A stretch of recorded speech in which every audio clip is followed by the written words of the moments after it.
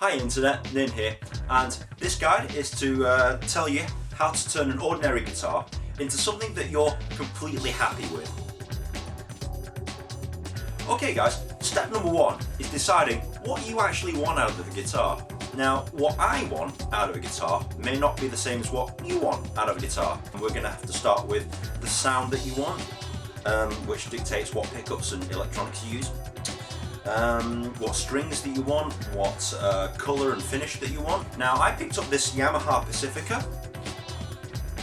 for about £45 on eBay. I'm going to go for a matte red finish. I'm going to stain this so that hopefully the grain of wood will show, but also with a red colour. I'm probably going to go with some hot pickups, and we're going to use decent quality electronics. We're also going to stick with 10 gauge strings. These are 9s on it currently. Hardware, yeah, it's okay. We could update the tuners and certainly the bridge, which has never been great on these things. And hopefully, once we're all done, this will play like a £300 guitar as opposed to a £45 guitar.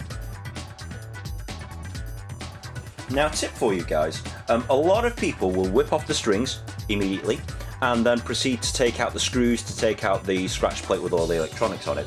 I wouldn't do that to start with.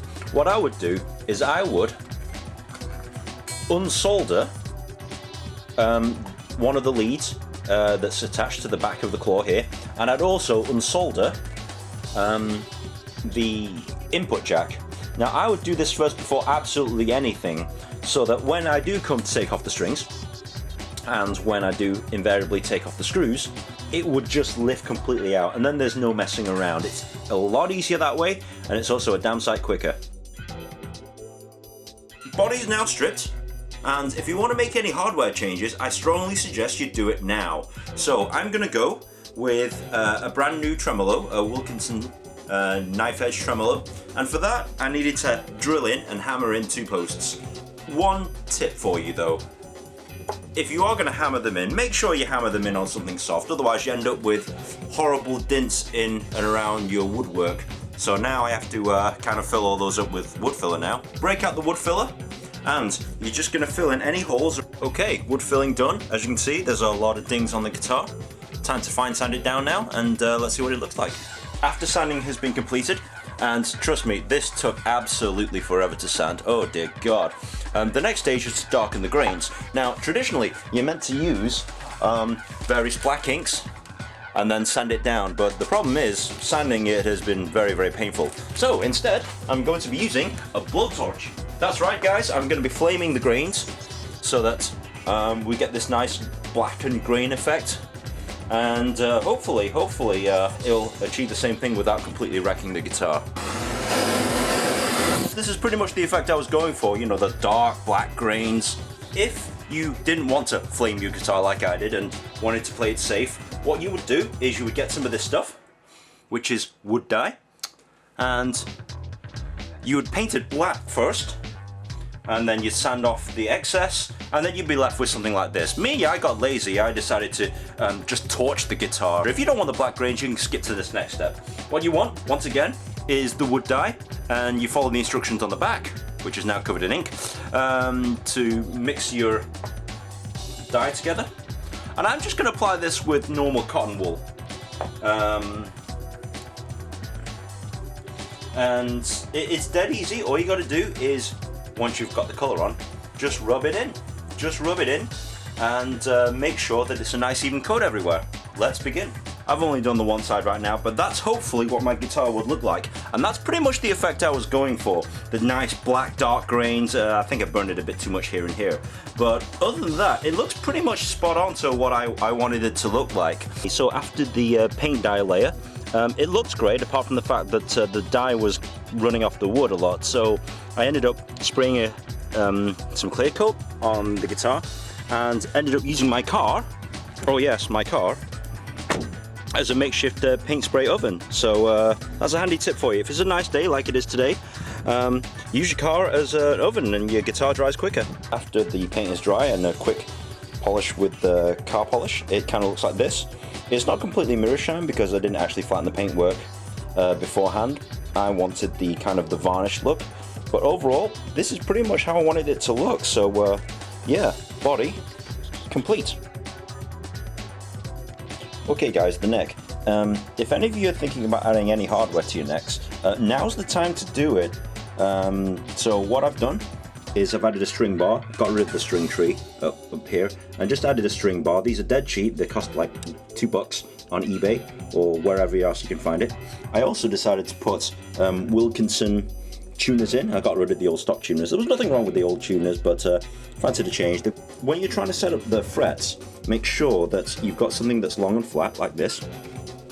And what you're trying to do is you're trying to feel out for any kind of play. So you put it between 3 frets, and if one fret is particularly high, you'll know about it because you're able to move the fret. I think that this one's high here. Once you've figured out which one's high, you'll need a crowning file, and you'll gently need to kind of file over them until they're completely flat again. Now, obviously, that takes care of the frets, but it'll leave some nasty cuts on the frets. So what you'll need is a good quality metal polish, a little dab on your finger, rub it along the frets until they become mirror shine. Okay guys, next is to decide what electronics you want in your guitar. Now the electronics is the most important thing because that's the thing that makes your guitar sound like, well, your guitar. And this includes things like your capacitors, your tone pots and your switches. Now as far as switches are concerned, most of them are, unless you want them to do a specific thing, most of them are bog standard and you can pick them up on auction websites or online for £2 or £3. The switches, dead easy to find. The capacitors, I get a lot of questions asking, you know, if you buy an expensive capacitor like this one, an orange drop, will it sound significantly better than one that comes as stock as standard on the guitar? And that's a hard one to answer because it may do. The only way you're going to find out is if you actually try one. I get asked a lot about pots too, you know, does the quality of pot matter? And I say it does only if you like to fiddle around with the tone and volume pots. Some people just crank it straight up to the max, and if you're one of those guys, then don't bother getting expensive pots because you'll never use them. A lot of people say, oh, you know, these pickups suck, or these pickups are great, or these... It all depends on what you want it to sound like. Also, you're looking for whether or not they're cheap or expensive. Yes, you could have expensive pickups in your guitar, but if you're not that good of a guitar player, it makes no blind bit of difference. If you're like me and trying to build a guitar on a budget, and you can't afford £50 for a single Seymour Duncan pickup, there are alternatives out there on the market, and I highly recommend these ones. These are Wilkinson pickups. They sound just as good as stock Fender standard American pickups, but they cost a fifth of the price. And I'm not kidding, if you look at Wilkinson pickups, these are the best £20 pickups you'll ever buy, and they're, I say £20, they're more like £26, but for a set of 3. So, you know, they're worth a try for 26 bones. I put them in my guitar, and if they work for you, great. If not, you find a different alternative. So if you are stuck or sick of the stock pickups and you don't want them anymore, that's fine. You put your aftermarket pickups on a different scratch plate, wired up with your brand new electronics, and electronically shielded as well, unlike the old one, which was just plastic. And to do this, all you have to do is basically stick foil to the back of your scratch plate. It's that simple. This overall cost me about 30 quid, 30, 40 pounds, which is the same cost of the guitar basically, for all the electronics. But it's this that makes the difference, and it's this that will make the guitar sound a damn sight better than it actually is right now. Okay guys, let's put it all together. Bridge in first. All hardware goes in first. So bridge, claw and springs are going to go in, and we'll take it from there. One of the things I actually have forgot, I forgot to line the inside cavity with copper tape, which is rather inconvenient because I thought I was almost done there. Shame really. I'll copper tape it and I'll be right back. Okay guys, copper taping all done. Half an hour worth of my life, Right, let's carry on. Let's put the pickguard in and wire it up. Okay, and this is the finished product. Not stringed, not set up yet, but looking a damn sight better than the crap that I started with.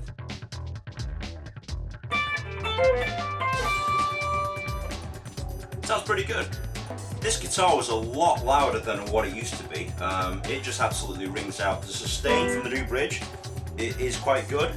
And yeah, it totally sounds pretty awesome.